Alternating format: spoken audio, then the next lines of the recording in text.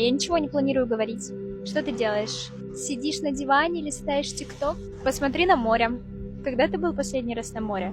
Может быть, стоит купить билеты и поехать на море? Посидеть вот так возле воды, послушать воду, волны, посмотреть на камни, на закат, на деревья. Хватит сидеть в телефоне. Жизнь пройдет, а ты только в телефоне и сидишь. Задумайся. Нужно жить моментом, потому что в такое время, как сейчас, очень сложно жить и прошлым, и будущим. Можно жить только настоящим. Поэтому я считаю, что надо что-то менять.